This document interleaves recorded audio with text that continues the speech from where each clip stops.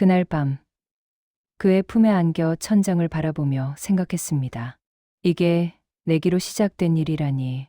그의 몸은 예상을 뛰어넘었고 제 마음도 예상을 뛰어넘어 버렸죠. 그런데 이 모든 일이 어떻게 시작되었는지 말씀드릴게요. 모든 건 한 달 전 수요일 오후였습니다. 저는 회사에서 연차를 냈어요. 특별한 이유는 없었습니다. 그냥 쉬고 싶었거든요. 점심을 먹고 친구 은혜가 운영하는 카페로 향했습니다. 은혜는 제 고등학교 동창이에요. 2년 전부터 강남 쪽 건물 1층에서 카페를 하고 있었죠. 또 다른 친구 미경이도 거기서 자주 만났습니다. 저희 셋은 한 달에 두세 번은 꼭 모였어요. 카페 문을 열자 은혜가 손을 흔들었습니다. 손님이 별로 없는 한가한 시간이었어요. 미경이는 이미 와 있었습니다. 구석 자리에 앉아 스마트폰을 보고 있었죠. 저는 그녀들 옆에 앉았어요. 은혜가 아메리카노를 가져다 주었습니다. 우리는 자연스럽게 수다를 떨기 시작했죠. 남편 이야기, 직장 이야기, 요즘 드라마 이야기. 오후 시간이 느릿느릿 흘러갔습니다. 그때였어요. 카페 문이 열리며 한 남자가 들어왔습니다. 키가 크고 어깨가 넓은 50대 중반쯤 되어 보이는 남자였어요. 회색 코트를 입고 있었습니다. 표정은 무척 굳어 있었죠. 은혜가 작게 한숨을 쉬었습니다. 건물주라고 작게 속삭였어요. 남자는 카운터로 다가갔습니다. 은혜가 자리에서 일어나 카운터로 갔어요. 남자가 뭔가 말했습니다. 은혜가 고개를 끄덕이며 서류를 건넸죠. 남자는 서류를 확인하고는 고개만 까딱하더니 나가버렸습니다. 인사 한마디 없이요. 은혜가 돌아와 자리에 앉았어요. 한숨을 또 한 번 쉬었습니다. 미경이 물었습니다. 무슨 일이냐고. 건물주가 왜 그러냐고요. 은혜가 말했습니다. 공과금 고지서 확인하러 왔다고요. 매달 이렇게 온다고 했어요. 말 한마디 없이 서류만 확인하고 간다고요. 저는 궁금했습니다. 항상 저렇냐고 물었어요. 은혜가 고개를 끄덕였습니다. 2년 동안 한 번도 웃는 걸 본 적이 없다고 했어요. 인사를 해도 고개만 까딱할 뿐이라고요. 임대차 계약할 때도 말이 없었다고 합니다. 필요한 말만 딱딱 끊어서 하더래요. 미경이 웃으며 말했습니다. 완전 로봇 같다고요. 혹시 결혼은 했냐고 물었어요. 은혜가 손을 저었습니다. 독신이라고 했어요. 몇 년 전에 부인이 돌아가셨다는 소문을 들었대요. 그 후로 더 까칠해졌다고 합니다. 미경이 고개를 끄덕였어요. 그래서 저렇게 인간미가 없나 보다고 말했죠. 아마 여자 손도 제대로 안 잡아봤을 거라고 덧붙였습니다. 저희는 웃음을 터뜨렸어요.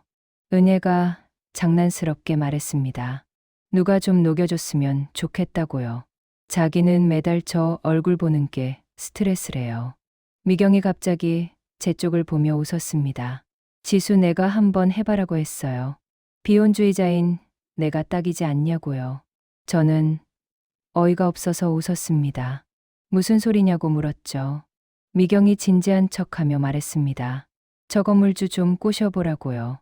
한 달 안에 데이트 성공시키면 명품 가방 사주겠다고 했어요.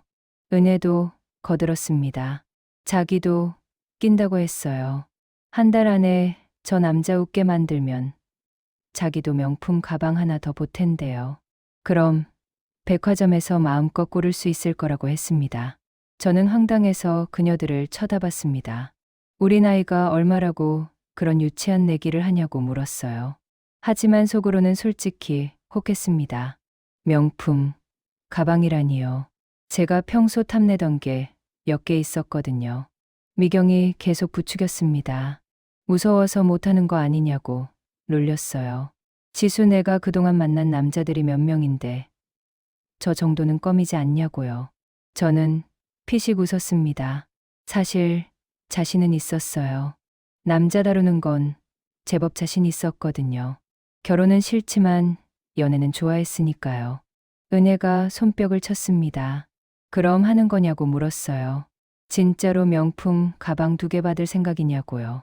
저는 잠시 생각했습니다. 할 일도 없는데 재미로 해볼까? 게다가 명품 가방까지 받을 수 있다니요. 저는 고개를 끄덕였습니다. 좋다고 해보겠다고 말했어요. 단, 한 달 안에 데이트 한번 성공시키면 되는 거냐고 물었죠. 미경이 웃으며 말했습니다. 그 정도면 충분하다고요. 저녁 한 끼 같이 먹는 것도 데이트로 인정하겠대요. 은혜가 덧붙였습니다. 자기는 좀 더 욕심을 내보라고 했어요. 웃는 얼굴 한번 보고 싶다고요. 그럼 가방을 더 비싼 걸로 바꿔주겠대요. 저는 자신 있게 대답했습니다. 웃게 만드는 건 덤이라고 말했어요. 어차피 할 거 제대로 하겠다고 했죠. 그렇게 저희의 내기가 시작되었습니다. 그때는 몰랐어요. 이 가벼운 장난이 제 인생을 완전히 바꿔놓을 줄은요. 다음 날 목요일이었습니다. 저는 퇴근 후 일부러 은혜 카페로 향했어요. 건물주를 마주칠 기회를 만들어야 했거든요. 카페에 도착했을 때는 저녁 때였습니다. 은혜에게 작전을 물었어요. 은혜가 귀띔해줬습니다. 건물주는 보통 저녁 때 카페 앞을 지나간다고요. 건물 옥상층에 살고 있대요. 아래층은 전부 임대를 주고요. 저는 창가 자리에 앉아 기다렸습니다. 커피를 마시며 밖을 내다봤어요. 잠시 후였습니다. 회색 코트를 입은 남자가 건물 입구로 들어오는 게 보였어요. 어제 본 그 건물주였습니다. 저는 자리에서 일어났어요. 가방을 들고 카페 문을 열었습니다. 타이밍을 맞춰 건물 입구에서 그와 마주쳤어요. 남자는 저를 스쳐 지나가려 했습니다. 저는 일부러 가방을 떨어뜨렸어요. 가방 안의 물건들이 바닥에 쏟아졌습니다. 핸드폰, 지갑, 화장품 파우치. 남자가 멈춰 섰습니다. 저를 내려다봤어요. 무표정한 얼굴이었습니다. 저는 당황한 척 쪼그리고 앉았어요. 물건들을 주우며 중얼거렸습니다. 아, 정말 죄송하다고요. 남자가 말없이 쪼그리고 앉았습니다. 제 핸드폰을 주워 건넸어요. 저는 그의 손에서 핸드폰을 받았습니다. 고맙다고 말했어요. 남자는 대답 없이 지갑도 주워 건넸습니다. 손이 컸어요. 마디가 굵고 손톱이 깔끔했습니다. 저희는 함께 물건들을 주웠어요. 남자는 여전히 말이 없었습니다. 마지막 립스틱을 주워 담았습니다.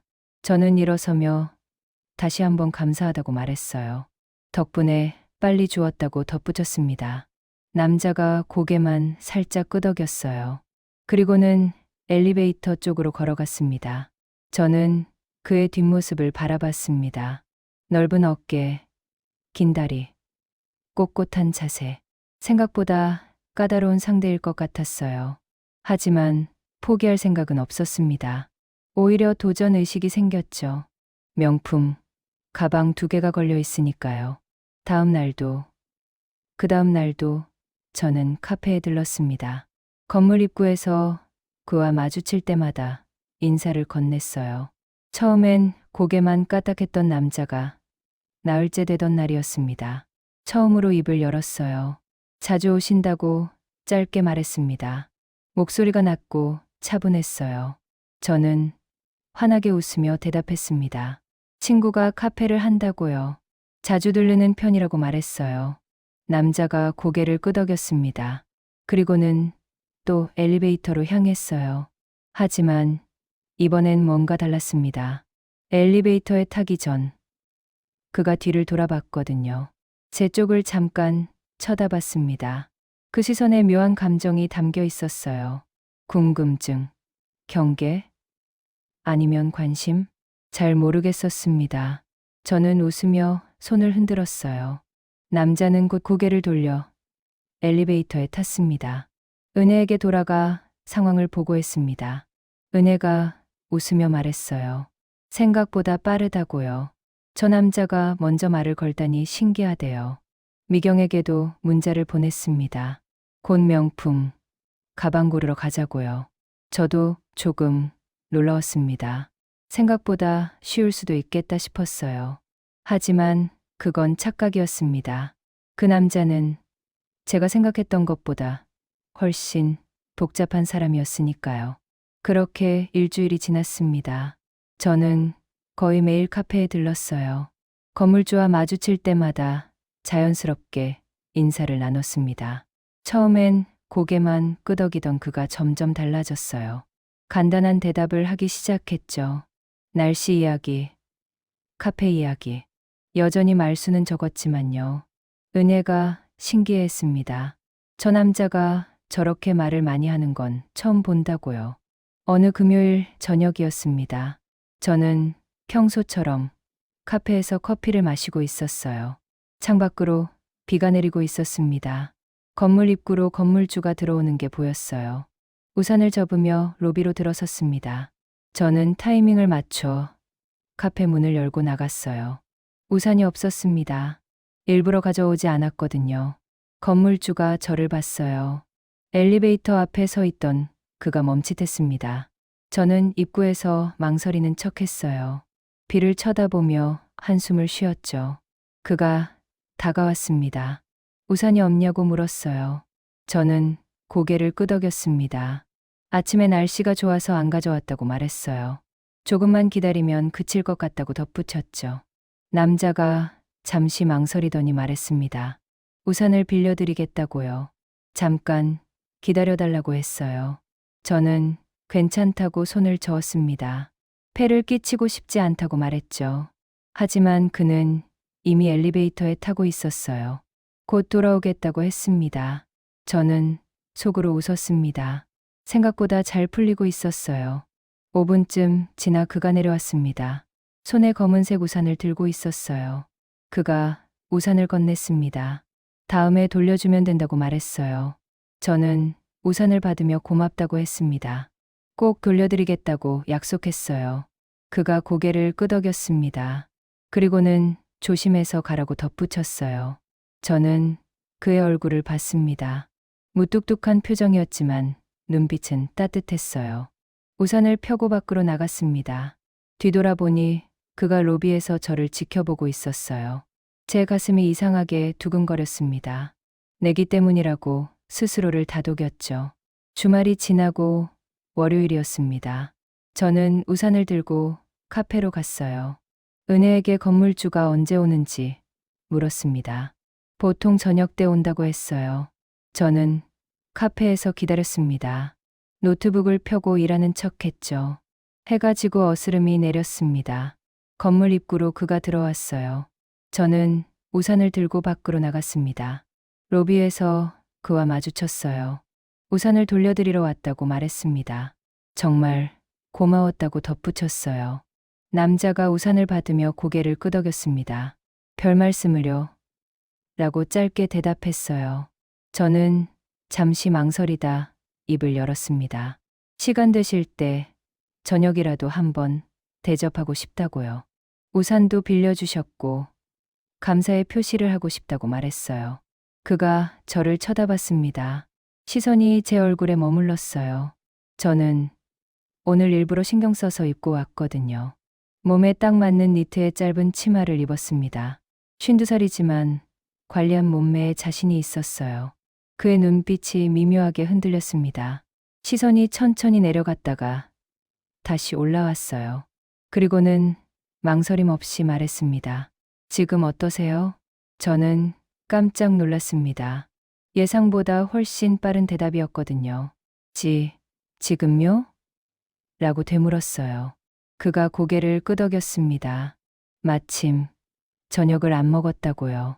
괜찮으시면 지금 가시죠. 라고 덧붙였어요. 제 입가에 미소가 번졌습니다. 내기가 생각보다 빨리 성공할 것 같았어요. 좋다고 대답했습니다. 그가 건물 근처 이탈리안 레스토랑을 말했어요. 함께 걸어갔습니다. 레스토랑은 아담하고 분위기가 좋았어요. 그가 예약은 안 했지만 자리가 있었습니다. 창가 자리에 앉았어요. 메뉴판을 보며 이야기를 나눴습니다. 저는 파스타를 주문했어요. 그는 스테이크를 시켰습니다. 와인도 한 병 주문했어요. 음식을 기다리며 대화가 시작됐습니다. 처음엔 어색했어요. 저는 먼저 말을 꺼냈습니다. 이 근처에 오래 사셨냐고 물었어요. 그가 고개를 끄덕였습니다. 10년쯤 됐다고 했어요. 원래는 다른 곳에 살았는데 이사를 왔다고 합니다. 저는 건물을 언제부터 가지셨냐고 물었습니다. 그가 잠시 망설이더니 대답했어요.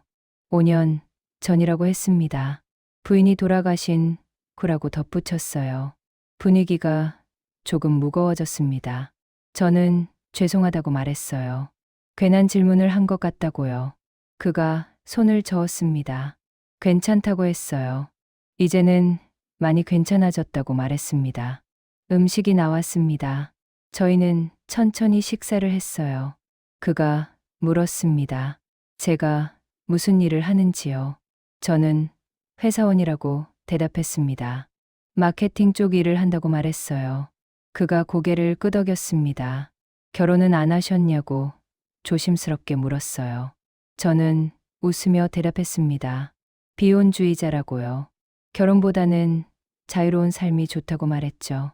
그가 놀란 듯 저를 봤습니다. 요즘은 그런 분들이 많다고 말했어요. 존중한다고 덧붙였습니다. 저는 그의 태도가 마음에 들었어요. 판단하지 않고 받아들이는 모습이었죠. 와인잔에 와인을 따랐습니다. 그가 건배를 제안했어요. 저는 잔을 들었습니다. 우연한 만남에 라고 말했어요. 그가 웃으며 잔을 부딪혔습니다. 좋은 인연이 되길 이라고 덧붙였어요. 와인이 목으로 넘어갔습니다. 부드럽고 달콤했어요. 식사를 하며 대화가 깊어졌습니다. 그가 부인 이야기를 꺼냈어요. 3년 전 암으로 세상을 떠났다고 했습니다. 마지막 1년은 정말 힘들었다고요. 저는 그의 손을 잡았습니다. 힘들으셨겠다고 말했어요. 그가 제 손을 꼭 쥐었습니다. 손이 따뜻했어요. 그가 말했습니다.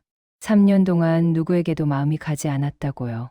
그런데 저를 만나고 달라졌다고 했어요. 제가 처음이라고 했습니다. 3년 만에 처음으로 설레는 사람이라고요. 제 숨이 멎는 것 같았습니다. 이 말을 들으니 더 이상 내기라고 생각할 수가 없었어요. 저도 말했습니다. 저도 그렇다고요. 오랜만에 이렇게 떨리는 감정을 느낀다고 했어요. 그게 진심이었습니다. 내기는 이미 잊고 있었어요. 와인을 다 마시고 식사를 마쳤습니다. 그가 계산을 하려고 했어요. 저는 제가 하겠다고 말했습니다. 제가 초대한 거라고요. 그가 웃으며 고개를 저었습니다. 다음에 기회를 달라고 했어요. 오늘은 자기가 내겠다고 했습니다. 저는 미안했지만 고맙다고 말했어요. 레스토랑을 나왔습니다. 밤 공기가 차가웠어요. 그가 제 어깨에 자기 재킷을 걸쳐줬습니다. 추우니 입으라고 했어요. 저는 고맙다고 말했습니다. 그의 체온이 남아있는 재킷이 따뜻했어요. 그가 택시를 불렀습니다. 집까지 바래다 주겠다고 했어요. 저는 괜찮다고 했지만 그는 고집했습니다. 와인도 마셨으니 혼자 보낼 수 없다고 했어요. 택시가 왔습니다. 저희는 함께 탔어요. 차 안에서 그가 제 손을 잡았습니다. 손을 꼭 쥐고 놓지 않았어요. 저도 그의 손을 꽉 잡았습니다. 제 손이 떨리고 있었죠. 창밖으로 밤 풍경이 지나갔습니다. 차 안이 좁아서 어깨가 자꾸 부딪혔어요. 제 집 근처에 도착했습니다. 택시가 멈춰 섰어요. 저는 내리려다 문득 멈췄습니다. 그를 돌아봤어요. 입이 저절로 열렸습니다. 한 잔 더 하실래요? 라고 물었어요. 제 집에서요. 라고 덧붙였습니다. 말하고 나서 놀랐어요. 제가 왜 이런 말을 했을까요? 그가 잠시 저를 쳐다봤습니다. 눈빛이 깊어졌어요. 그리고 천천히 고개를 끄덕였습니다. 좋습니다. 라고 말했어요. 저희는 함께 차에서 내렸습니다. 제 심장이 빠르게 뛰었어요. 건물 입구로 들어갔습니다. 엘리베이터를 기다리며 서 있었어요. 침묵이 흘렀습니다. 하지만 불편하지 않았어요. 엘리베이터가 도착했습니다. 저희는 함께 탔어요. 좁은 공간 안에서 그의 체온이 느껴졌습니다. 그의 숨소리도 들렸어요. 제 층에 도착했습니다. 문이 열렸어요. 저희는 함께 내렸습니다.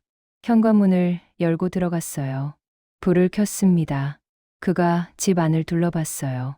깔끔하다고 말했습니다. 저는 거실로 안내했어요. 소파에 앉으라고 했습니다. 와인을 꺼내왔습니다. 손이 떨려서 따르기가 힘들었어요. 그가 제 손을 잡았습니다. 제가 따르겠다고 말했어요. 저는 고맙다고 말하며 잔을 건넸습니다. 소파에 나란히 앉았어요.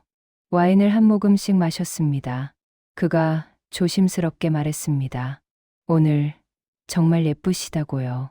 처음 봤을 때부터 그렇게 생각했다고 했어요. 저는 속으로 놀랐습니다. 이 무뚝뚝한 남자가 그런 말을 할 줄은요. 고맙다고 대답했습니다. 제 얼굴이 조금 뜨거워지는 걸 느꼈어요. 그가 계속 말했습니다. 나이를 믿을 수 없다고요. 40대로 보인다고 했어요. 저는 웃으며 말했습니다. 관리를 열심히 한다고요. 운동도 하고 피부도 신경 쓴다고 했죠. 그가 눈을 마주 보며 말했습니다. 그 노력이 보인다고요. 정말 아름답다고 했어요. 제 가슴이 두근거렸습니다. 이번엔 내기 때문이 아니었어요. 순수하게 그의 말에 설레고 있었죠. 저는 당황했습니다.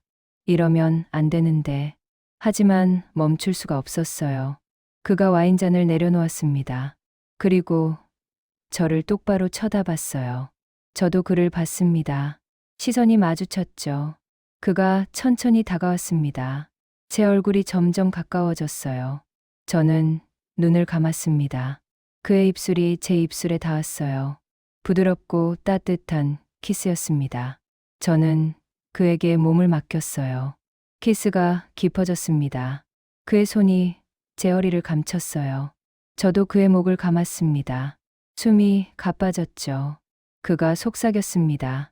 괜찮냐고 물었어요. 저는 고개를 끄덕였습니다. 괜찮다고, 계속하고 싶다고 말했어요. 그날 밤, 저희는 선을 넘었습니다. 그날 밤은 꿈만 같았습니다. 그의 품에 안겨 천장을 바라보며 저는 믿을 수가 없었어요. 52년을 살면서 이런 밤은 처음이었거든요. 침실로 이동했을 때 저는 떨리고 있었습니다. 그가 제 손을 잡으며 괜찮냐고 다시 한번 물었어요. 저는 고개를 끄덕였습니다. 괜찮다고, 원한다고 말했어요. 은은한 조명 아래서 그가 저를 봤습니다. 아름답다고 속삭였어요.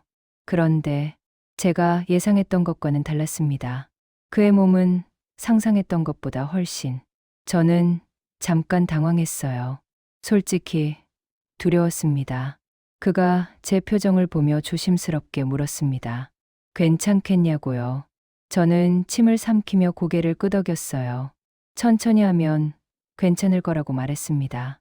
그는 정말 조심스러웠습니다. 천천히, 아주 천천히. 제 몸이 적응할 수 있도록 기다려줬어요. 처음엔 힘들었습니다. 하지만 점점 익숙해졌어요. 그리고 느꼈습니다. 제가 한 번도 경험하지 못한 감각을요. 완전히 채워진다는 느낌이었죠. 파도가 밀려오는 것 같았습니다. 끝없이 밀려오는 쾌락의 파도. 나이가 무슨 상관이람. 이런 밤은 처음이었으니까요. 우리는 그날 밤 여러 번 깊은 시간을 나눴습니다. 동이 틀 무렵에야 잠이 들었어요. 눈을 떴을 때는 아침이었습니다. 창문으로 햇살이 들어왔어요. 저는 천천히 몸을 움직였습니다. 온몸이 나른했어요. 하지만 나쁜 느낌은 아니었습니다. 옆을 보니 그가 자고 있었습니다. 평화로운 얼굴이었어요. 저는 그의 얼굴을 가만히 들여다봤습니다. 자고 있을 때는 더 부드러워 보였어요. 그가 눈을 떴습니다. 저와 눈이 마주쳤죠. 잘 잤냐고 물었어요. 저는 웃으며 고개를 끄덕였습니다. 그도 웃었어요. 아침은 먹었냐고 물었습니다. 저는 아직이라고 대답했어요. 함께 먹으러 가자고 제안했습니다. 그가 좋다고 했어요. 샤워를 하고 옷을 입었습니다. 거울을 보니 제 얼굴이 환해져 있었어요. 근처 브런치 카페로 갔습니다. 주말 아침이라 사람이 많았어요. 자리에 앉아 메뉴를 봤습니다. 저는 에그 베네딕트를 주문했어요. 그는 팬케이크를 시켰습니다. 음식을 기다리며 대화를 나눴어요. 어젯밤 이야기는 하지 않았습니다. 그냥 일상적인 얘기들이었죠. 하지만 분위기가 달랐어요. 더 친밀해진 느낌이었죠. 음식이 나왔습니다. 함께 식사를 했어요. 그가 제 접시에서 포크로 음식을 집어 입에 넣어줬습니다. 저도 그에게 팬케이크를 떼어줬어요. 연인들이 하는 그런 행동들이었죠. 식사를 마치고 밖으로 나왔습니다. 날씨가 좋았어요. 공원을 걸었습니다. 손을 잡고 천천히요. 그가 말했습니다. 어젯밤이 정말 좋았다고요. 저도 그렇다고 대답했어요. 그가 조심스럽게 물었습니다. 계속 만날 수 있겠냐고요. 저는 망설임 없이 대답했습니다. 물론이라고요. 그의 얼굴에 미소가 번졌어요. 우리는 그날 오후까지 함께 있었습니다. 헤어지기가 아쉬웠어요. 그가 다음 주에 또 만나자고 했습니다. 저는 좋다고 대답했어요. 집에 돌아와 침대에 누웠습니다. 온몸이 나른했어요. 핸드폰을 꺼냈습니다. 친구들에게서 문자가 와 있었어요. 진행 상황을 묻는 내용이었습니다. 저는 간단히 답장을 보냈습니다. 잘 되고 있다고요. 보내고 나서 찜찜했습니다. 거짓말 같았거든요. 이제 내기 같은 건 상관없었어요. 그냥 그 사람이 좋았으니까요. 하지만 말할 수가 없었습니다. 뭐라고 설명해야 할지 몰랐어요. 그렇게 일주일이 흘렀습니다. 우리는 거의 매일 만났어요. 평일 저녁엔 식사를 함께 했습니다. 주말엔 데이트를 했어요. 영화를 보러 갔습니다. 미술관에도 갔어요. 한강을 걸으며 이야기를 나눴죠. 자연스럽게 연인이 됐습니다. 누가 먼저라고 할 것도 없이요. 그의 집에도 가봤습니다. 건물 옥상층에 있는 펜트하우스였어요. 넓고 깔끔했습니다. 하지만 왠지 쓸쓸해 보였어요. 그가 말했습니다. 부인이 떠난 후 혼자 살면서 집이 너무 크다고요. 저는 그의 손을 잡았어요. 이제 혼자가 아니라고 말했습니다. 그가 저를 안았습니다. 고맙다고 속삭였어요. 그날 밤도 그의 집에서 보냈습니다. 여전히 놀라웠어요. 하지만 점점 익숙해지고 있었습니다. 2주일째 되던 수요일이었습니다. 은혜가 카페로 오라고 연락했어요. 미경이도 온다고 했습니다. 저는 카페로 갔습니다. 친구들이 이미 와 있었어요. 자리에 앉자마자 미경이 물었습니다. 어떻게 되고 있냐고요. 저는 잘 되고 있다고 대답했습니다. 은혜가 웃으며 말했어요. 이제 거의 다 된 거 아니냐고요. 한 달이 다 됐다고 했습니다. 미경이 신나서 말했습니다. 가방 뭐로 고를 거냐고요. 샤넬이 좋겠다고 했어요. 저는 웃으며 대답했습니다. 아직 모르겠다고요. 하지만 속으로는 괴로웠습니다. 가방 따위 필요 없었거든요. 은혜가 말했습니다. 빨리 끝내라고요. 자기도 빨리 가방 사고 싶다고 했어요. 저는 고개를 끄덕였습니다. 곧 끝날 거라고 말했어요. 거짓말이었습니다. 끝낼 생각이 전혀 없었거든요. 친구들과 헤어지고 집으로 돌아왔습니다. 기분이 무거웠어요. 소파에 앉아 생각했습니다. 이대로는 안 돼. 진실을 말해야 했어요. 그에게도, 친구들에게도요. 하지만 무서웠습니다. 그가 떠날까 봐요. 내기로 시작했다는 걸 알면 어떻게 될까요? 실망할까요? 화를 낼까요? 저는 머리를 감쌌습니다. 어떻게 해야 할지 몰랐어요. 핸드폰이 울렸습니다. 그였어요.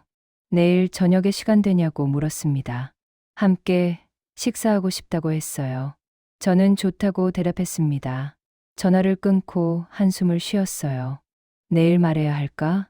아니면 조금 더 기다려야 할까? 하지만 시간이 갈수록 더 힘들어질 것 같았습니다. 거짓말이 쌓여가고 있었거든요. 저는 결심했습니다. 곧 말하기로요. 진실을 전부 털어놓기로요. 하지만 그 곧이 언제일지는 아직 몰랐습니다.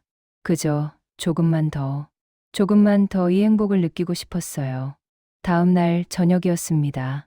저는 약속 장소로 향했어요. 그가 예약해둔 레스토랑이었습니다. 도착했을 때 그는 이미 와 있었어요. 자리에서 일어나 저를 맞았습니다. 평소보다 옷차림이 격식 있었어요. 정장에 넥타이까지 메고 있었죠. 무슨 특별한 날이냐고 물었습니다. 그가 웃으며 대답했어요. 그냥 당신과 함께하는 시간이 특별하다고요. 저는 얼굴이 뜨거워졌습니다. 자리에 앉았어요. 메뉴를 보며 주문을 했습니다. 와인도 함께 시켰어요. 음식을 기다리며 대화를 나눴습니다. 그가 조심스럽게 말을 꺼냈어요. 당신에게 하고 싶은 이야기가 있다고요. 저는 긴장했습니다. 무슨 이야기일까요? 그가 천천히 말했습니다. 부인을 잃고 나서 힘든 시간을 보냈다고요. 세상이 무너진 것 같았다고 했어요. 저는 그의 손을 잡았습니다. 그가 제 손을 꼭 쥐었어요. 그가 계속 말했습니다. 3년 동안 그저 살아가기만 했다고요. 웃는 법도 잊어버렸다고 했어요. 하지만 저를 만나고 달라졌다고 합니다. 다시 살아있는 느낌이 든다고요. 제 가슴이 먹먹했습니다. 그의 진심이 느껴졌거든요. 그가 저를 똑바로 쳐다봤습니다. 당신을 만나고 삶이 달라졌다고 했어요. 아침에 눈 뜨는 게 기대된다고요. 저는 눈물이 날 것 같았습니다. 그런 말을 들으니 더 괴로웠어요. 음식이 나왔습니다. 저희는 천천히 식사를 했어요. 하지만 저는 제대로 맛을 느낄 수가 없었습니다. 머릿속이 복잡했거든요. 식사를 마치고 와인을 마셨습니다. 그가 다시 입을 열었어요. 조심스럽게 물었습니다. 저에 대해 더 알고 싶다고요. 가족은 어떤지, 어떻게 살아왔는지요. 저는 천천히 이야기했습니다. 부모님은 일찍 돌아가셨다고요. 혼자 살아온 시간이 길다고 했어요. 그래서 결혼에 대한 생각이 없었다고 말했습니다. 혼자가 편했다고요. 그가 고개를 끄덕였습니다. 이해한다고 했어요. 하지만 이제는 어떠냐고 물었습니다. 생각이 바뀌었는지요. 저는 당황했습니다. 뭐라고 대답해야 할까요? 솔직히 말하자면 바뀌고 있었어요. 그를 만나고 결혼이라는 게 나쁘지 않을 것 같았거든요. 하지만 입 밖으로 말할 수가 없었습니다. 내기로 시작한 관계인데 저는 애매하게 웃었습니다. 잘 모르겠다고, 아직은 혼란스럽다고 말했어요. 그가 제 손을 잡았습니다. 천천히 생각해도 된다고 했어요. 기다리겠다고 했습니다. 제 눈에서 눈물이 흘렀습니다. 왜 우냐고 물었어요. 저는 고개를 저었습니다. 그냥 감동해서라고 거짓말했죠. 레스토랑을 나왔습니다. 그가 집까지 바래다 줬어요. 현관 앞에서 헤어지며 그가 말했습니다. 당신과 함께하고 싶다고요. 진지하게 생각 중이라고 했어요. 저는 고개를 끄덕였습니다. 저도 생각해 보겠다고 말했어요. 그가 떠나고 혼자 집에 들어왔습니다. 소파에 주저앉았어요. 머리가 아팠습니다. 어떡하지? 며칠이 지났습니다. 저희는 계속 만났어요. 하지만 저는 점점 힘들어졌습니다. 그가 진심일수록 제 죄책감도 커졌거든요. 어느 날이었습니다. 은혜에게서 연락이 왔어요. 카페로 오라고 했습니다. 저는 카페로 갔습니다. 미경이도 와 있었어요. 자리에 앉자마자 미경이 물었습니다. 언제 끝낼 거냐고요. 저는 말문이 막혔습니다. 은혜가 말했어요. 시간이 꽤 지났다고요. 이제 슬슬 마무리해야 하는 거 아니냐고 했습니다. 미경이 덧붙였습니다. 가방 고르러 가자고요. 백화점 세일도 한다고 했어요. 저는 숨이 막혔습니다. 입을 열려다 닫았어요. 뭐라고 말해야 할지 몰랐습니다. 은혜가 제 표정을 봤습니다. 왜 그러냐고 물었어요. 저는 한참을 망설이다 말했습니다. 사실은 하고 시작했어요. 두 친구가 저를 쳐다봤습니다. 저는 천천히 말했습니다. 진심이 됐다고요. 처음엔 장난이었지만 지금은 아니라고 했어요. 미경이 눈을 크게 떴습니다. 설마 진짜 빠진 거냐고 물었어요. 저는 고개를 끄덕였습니다. 그 사람이 좋아졌다고요. 은혜가 난처한 표정을 지었습니다. 그럼 어떡하냐고 물었어요. 저도 모르겠다고 대답했습니다. 말을 해야 하는데 무섭다고요. 미경이 말했습니다. 빨리 말하는 게 좋다고요. 나중에 들키면 더 큰일이라고 했어요. 저도 알고 있었어요. 하지만 용기가 나지 않았습니다. 은혜가 제 어깨를 토닥였습니다. 힘내라고 했어요. 진심이면 통할 거라고 말했습니다. 저는 고개를 끄덕였습니다. 곧 말하겠다고 약속했어요. 친구들과 헤어지고 집으로 돌아왔습니다. 거울을 봤어요. 초췌한 얼굴이었습니다. 며칠 사이 많이 상한 것 같았어요. 핸드폰이 울렸습니다. 그였어요. 내일 만날 수 있냐고 물었습니다. 하고 싶은 말이 있다고 했어요. 저는 좋다고 대답했습니다. 저도 할 말이 있다고 덧붙였어요. 전화를 끊고 깊은 숨을 쉬었습니다. 내일은 말해야 해. 하지만 막상 생각하니 무서웠습니다. 그가 떠날까 봐요. 다음 날이 왔습니다. 저는 평소보다 일찍 준비를 했어요. 거울을 보며 화장을 고쳤습니다. 손이 떨렸어요.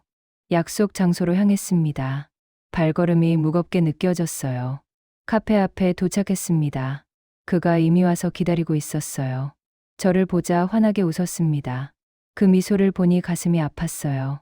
안으로 들어가 자리에 앉았습니다. 커피를 주문했어요. 그가 먼저 말을 꺼냈습니다.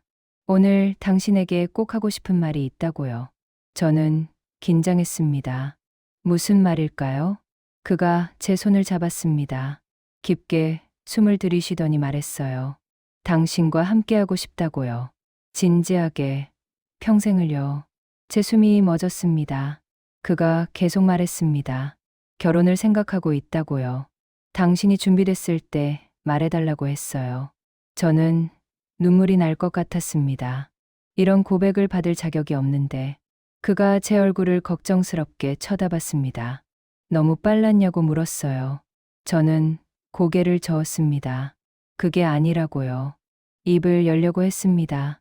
진실을 말하려고요. 하지만 그 순간이었습니다. 카페 문이 열렸어요. 은혜가 들어왔습니다. 저희를 보더니 당황한 표정을 지었어요. 뒤따라 미경이도 들어왔습니다. 둘 다 놀란 얼굴이었죠. 그가 고개를 돌려 그녀들을 봤습니다. 제 친구들이냐고 물었어요. 저는 고개를 끄덕였습니다. 어색하게 웃었어요. 은혜와 미경이 다가왔습니다. 인사를 나눴어요. 잠시 어색한 침묵이 흘렀습니다. 미경이 농담조로 말했습니다. 지수 잘하고 있냐고요. 은혜가 웃으며 거들었습니다. 우리 친구 좋은 사람이니까 잘해달라고요. 그가 미소를 지으며 대답했습니다. 물론이라고요. 친구들이 자리를 뜨려고 했습니다. 방해했다며 미안하다고 했어요. 그들이 나가고 다시 둘만 남았습니다. 그가 말했습니다. 좋은 친구들이라고요. 저는 고개를 끄덕였습니다. 오래된 친구들이라고 말했어요. 그가 다시 제 손을 잡았습니다. 아까 하려던 말이 뭐였냐고 물었어요. 저는 입술을 깨물었습니다. 지금 말해야 하는데, 하지만 또 용기가 나지 않았습니다. 저는 웃으며 말했습니다. 나중에 말하겠다고요. 지금은 당신 말만 듣고 싶다고 했어요. 그가 이해한다는 듯 고개를 끄덕였습니다. 저는 속으로 한숨을 쉬었습니다. 오늘도 못했어. 하지만 곧 말하겠다고 다짐했습니다. 다음에는 꼭 그날 저녁 집으로 돌아오는 길이었습니다. 핸드폰이 울렸어요. 은혜였습니다. 미안하다고 했어요. 방해할 줄 몰랐다고요. 저는 괜찮다고 말했습니다. 은혜가 물었습니다. 말은 했냐고요. 저는 아직이라고 대답했습니다.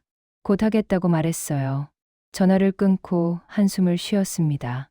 정말 곧 해야 하는데 며칠이 더 흘렀습니다. 저는 여전히 말하지 못하고 있었어요. 그와 만날 때마다 행복했지만 동시에 괴로웠습니다. 거짓말 위에 쌓인 행복 같았거든요. 어느 날 저녁이었습니다. 은혜에게서 급한 연락이 왔어요. 카페로 빨리 오라고 했습니다. 저는 서둘러 카페로 갔습니다. 무슨 일인지 궁금했어요. 카페에 도착했을 때 은혜와 미경이 심각한 얼굴로 앉아 있었습니다. 무슨 일이냐고 물었어요. 미경이 말했습니다. 이제 정말 말해야 할 것 같다고요. 은혜가 고개를 끄덕였습니다. 더 늦으면 안 된다고 했어요. 저도 알고 있었습니다. 내일 말하겠다고 약속했어요. 이번엔 정말로요. 집에 돌아와 침대에 누웠습니다. 천장을 바라보며 생각했어요. 내일은 꼭 말해야 해. 그리고 용서를 빌어야 해. 하지만 그가 용서해 줄까요? 저는 눈을 감았습니다. 내일이 두려웠어요. 다음 날 아침이 밝았습니다. 저는 일찍 눈을 떴어요. 잠을 설쳤거든요. 오늘은 꼭 진실을 털어놓아야 했습니다. 더 이상 미룰 수 없었어요. 회사에 갔지만 일이 손에 잡히지 않았습니다. 시계만 자꾸 쳐다봤어요. 점심시간이 됐습니다. 저는 회사를 나와 은혜 카페로 향했어요. 친구들에게 마지막으로 용기를 얻고 싶었거든요. 카페에 도착했습니다. 은혜와 미경이 함께 있었어요. 자리에 앉았습니다. 친구들이 걱정스러운 얼굴로 저를 봤어요. 저는 깊게 숨을 쉬었습니다. 오늘 저녁에 모든 걸 얘기할 거라고 털어놨어요. 은혜가 눈을 크게 떴습니다. 정말 말할 거냐고 되물었어요. 저는 고개를 끄덕였습니다. 더 이상 숨길 수 없다고요. 미경이 제 손을 잡았습니다. 용기 있는 결정이라고 했어요. 커피를 마시며 이야기를 나눴습니다. 친구들이 격려해 줬어요. 미경이 장난스럽게 웃었습니다. 우리 지수가 정말 달라졌다고요. 은혜도 고개를 끄덕이며 거들었습니다. 처음 보는 모습이라고요. 저는 얼굴이 붉어졌습니다. 친구들 그만 놀리라고 손을 저었어요. 미경이 계속 웃으며 물었습니다. 그래도 후회는 안 되냐고요. 처음 약속했던 거요. 저는 고개를 저었습니다. 전혀요. 라고 대답했어요. 그 사람만 있으면 된다고 솔직하게 털어놨습니다. 은혜가 감동했다며 눈가를 닦는 신용을 했습니다. 명품 가방보다 사랑이 더 값지다며 과장되게 연기했어요. 미경도 박수를 치며 웃었습니다. 내기로 시작한 게 맞냐며 완전히 진심으로 변했다고 놀렸어요.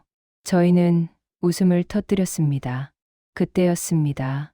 뒤에서 차가운 목소리가 들렸어요. 내기. 저는 얼어붙었습니다.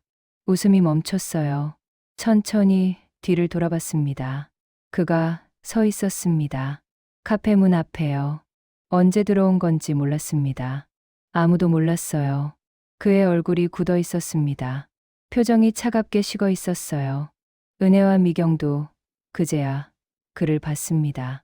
얼굴이 하얗게 질렸어요. 그가 천천히 다가왔습니다. 저를 똑바로 쳐다봤어요.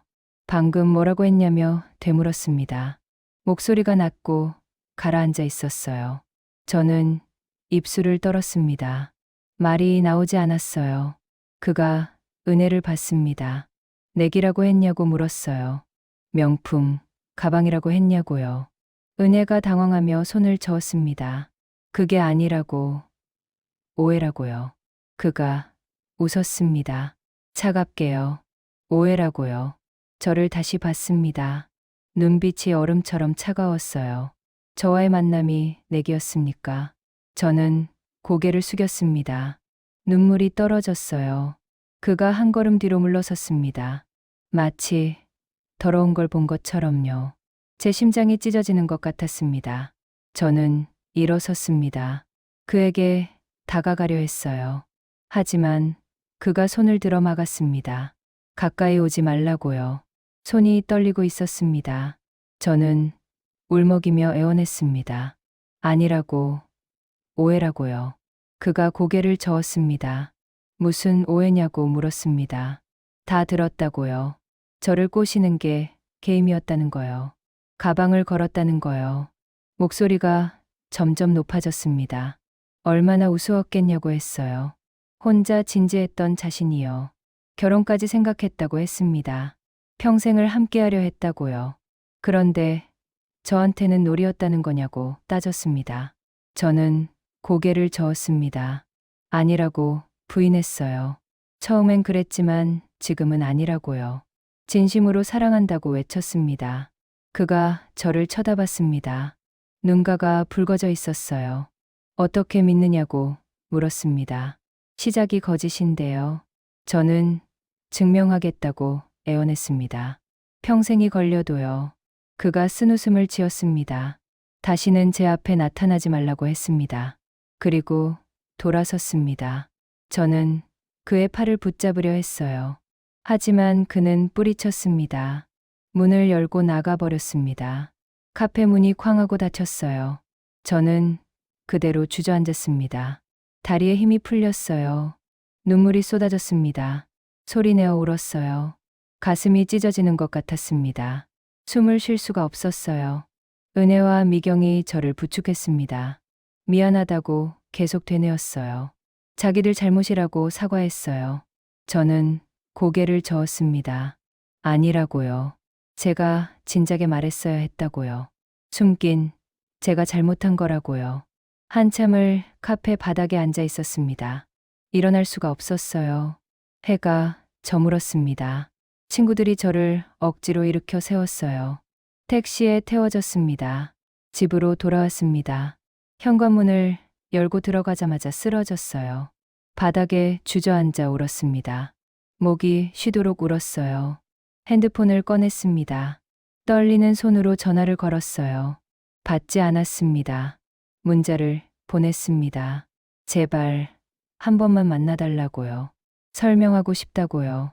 답장이 없었습니다. 계속 전화를 걸었어요. 10번, 20번. 하지만 한 번도 받지 않았습니다. 저는 울면서 문자를 보냈습니다. 죄송하다고요. 사랑한다고요. 하지만 읽지도 않았습니다. 밤새 잠을 이루지 못했습니다.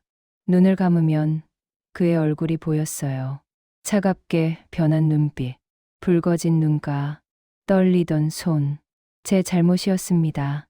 모든 게 제 잘못이었어요. 다음 날 아침이 됐습니다. 저는 회사에 가지 못했어요. 그의 건물로 갔습니다. 1층 로비에 섰어요. 엘리베이터만 계속 쳐다봤습니다. 내려올까 봐요. 하지만 나타나지 않았습니다. 시간이 흘렀습니다. 저는 계속 그 자리에 서 있었어요. 경비원이 다가왔습니다. 누구를 기다리냐고 물었어요. 저는 건물주를 만나고 싶다고 답했습니다. 경비원이 난처한 표정을 지었습니다. 건물주가 아무도 올려보내지 말라고 지시했다고요. 제 가슴이 무너졌습니다. 그래도 기다리겠다고 했습니다. 밤이 됐습니다. 경비원이 집에 가라고 권했어요. 저는 고개를 저었습니다. 한밤중이 됐습니다. 저는 로비 의자에 앉아 있었어요. 잠이 들었습니다. 너무 피곤했거든요. 아침에 경비원이 저를 깨웠습니다. 그가 나타났냐고 물었어요. 경비원이 고개를 저었습니다. 들어오지 않았다고요. 저를 피하고 있는 거였습니다.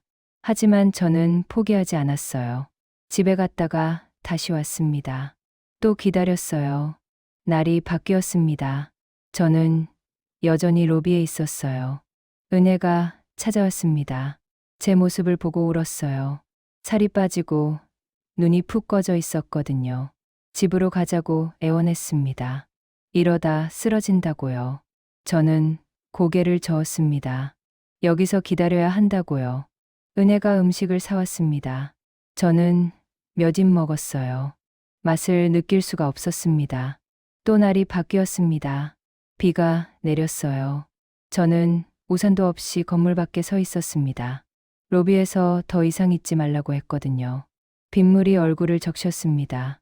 눈물인지 빗물인지 구분이 안 됐어요. 온몸이 젖었습니다. 추웠어요. 하지만 움직이지 않았습니다. 제 마음도 온통 젖어 있었어요. 차갑게 식어버린 것 같았습니다. 저녁이 됐습니다. 비는 계속 내렸어요. 제 몸이 떨렸습니다. 이제 한계인 것 같았어요. 그때였습니다. 건물 입구에 차가 섰습니다. 검은색 세단이었어요. 차 문이 열렸습니다. 익숙한 실루엣이 나타났어요. 제 심장이 뛰기 시작했습니다. 그였어요. 그가 우산을 펴고 내렸습니다. 저는 그를 향해 비틀거렸습니다.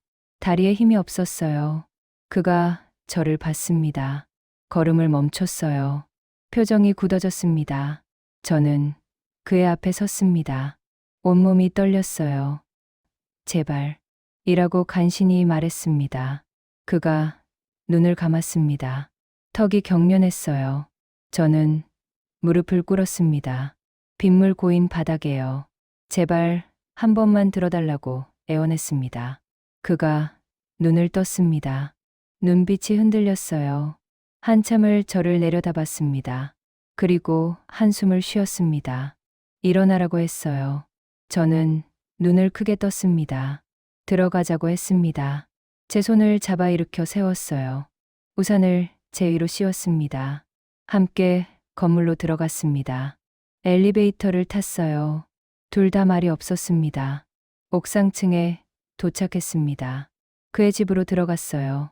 저는 온몸이 젖어 물이 뚝뚝 떨어졌습니다. 그가 수건을 건넸습니다. 저는 떨리는 손으로 받았어요. 고맙다고 중얼거렸습니다. 그가 차를 끓였습니다. 제 앞에 놓았어요. 저는 차를 마셨습니다. 따뜻함이 스며들었어요. 그가 맞은편에 앉았습니다. 며칠간 생각했다고 말했습니다. 저는 숨을 죽였습니다. 화가 많이 났었다고 했어요. 배신당한 것 같았다고요.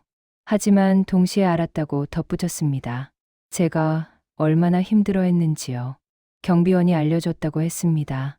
며칠간 로비에서 기다렸다고요. 오늘 비를 맞으며 무릎 꿇은 것도 봤다고요. 저는 눈물을 흘렸습니다.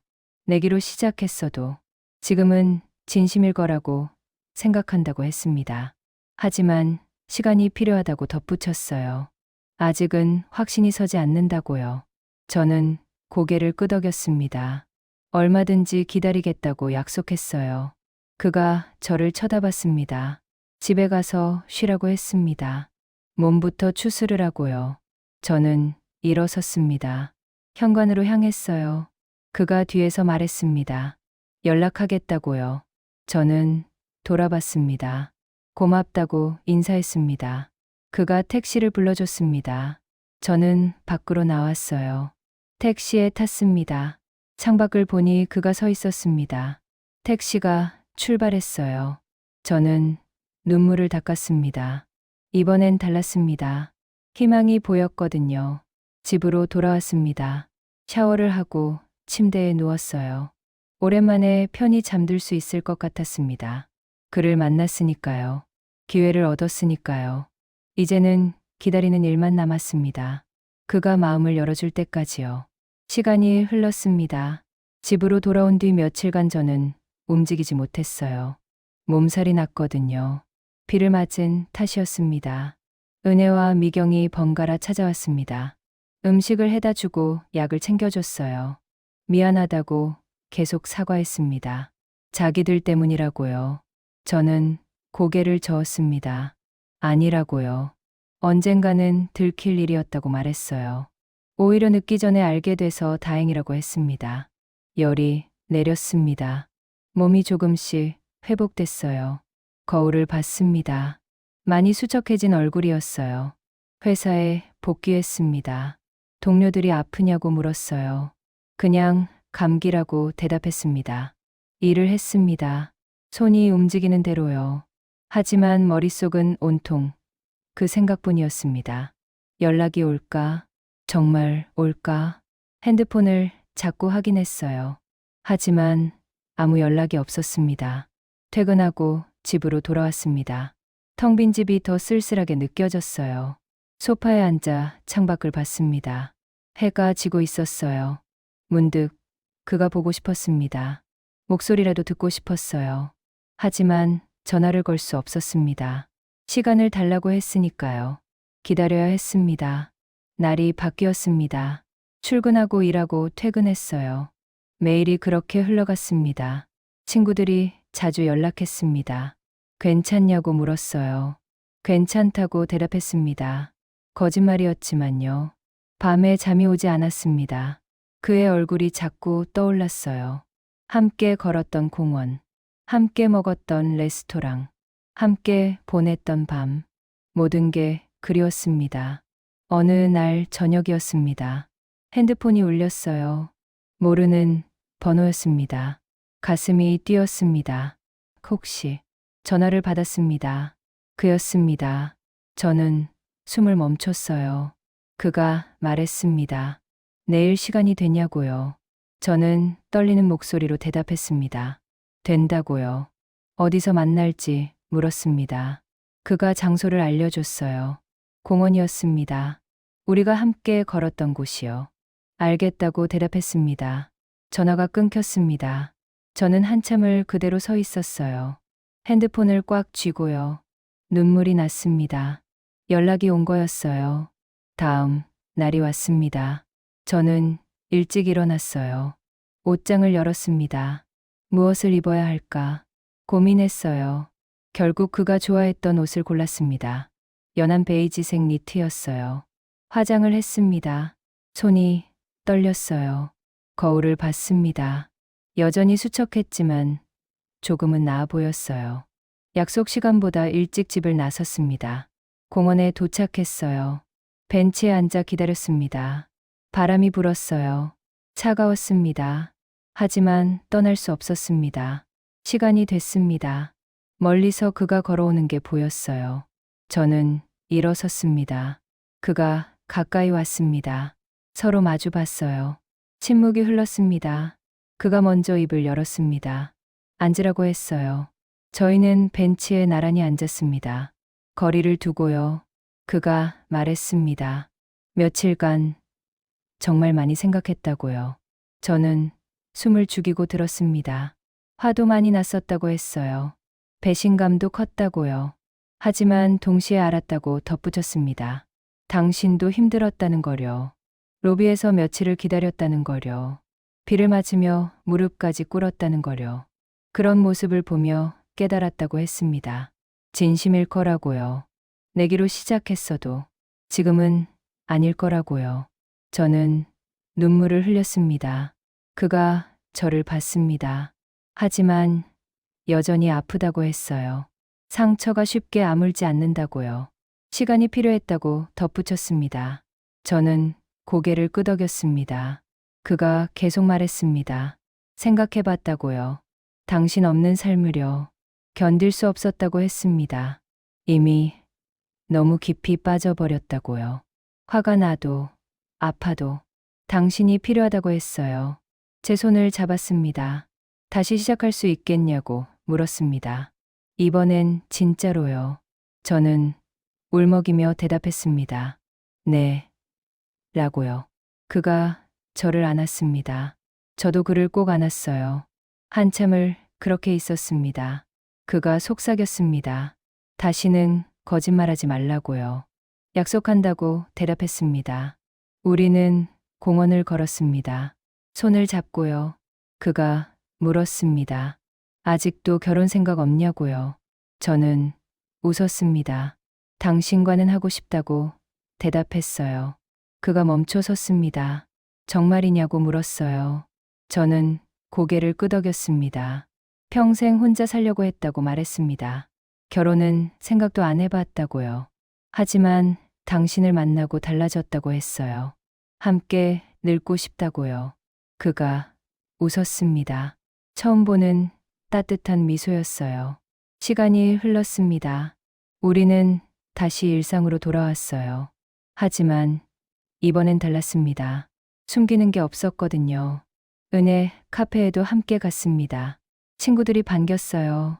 미안하다고 또 사과했습니다. 그가 괜찮다고 손을 저었어요. 오히려 고맙다고 했습니다. 덕분에 진실을 알게 됐다고요. 은혜와 미경이 울먹였습니다.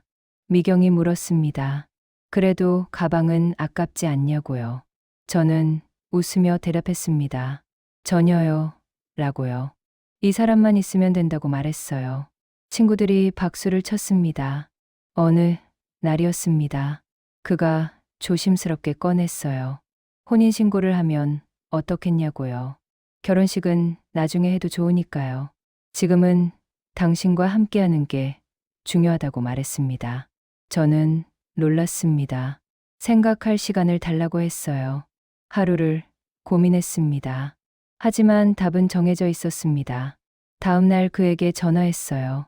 좋다고 대답했습니다. 우리는 구청에 갔습니다. 조용했어요. 특별한 준비도 없었습니다. 서류를 작성했습니다. 제 손이 떨렸어요. 그가 제 손을 잡았습니다. 괜찮다고 했어요. 도장을 찍었습니다. 혼인신고가 접수됐어요. 우리는 부부가 됐습니다. 밖으로 나왔습니다. 그가 물었습니다. 기분이 어떠냐고요? 저는 웃었습니다. 이상하다고 대답했어요. 52년을 혼자 살았는데 이제 가족이 생겼다고요. 그가 저를 안았습니다. 행복하게 해주겠다고 약속했어요. 저도 약속했습니다. 평생 사랑하겠다고요. 저녁에 친구들을 불렀습니다. 은혜 카페에서 만났어요. 혼인신고했다고 알려줬습니다. 친구들이 소리를 질렀어요. 축하한다고요. 샴페인을 터뜨렸습니다. 건배했어요. 미경이 웃으며 물었습니다. 그래도 가방 하나쯤은 선물해 줄까 하고요. 저는 고개를 저었습니다. 필요 없다고 말했어요. 이 사람이 있는데 뭐가 더 필요하냐고요. 친구들이 웃었습니다. 은혜가 말했습니다.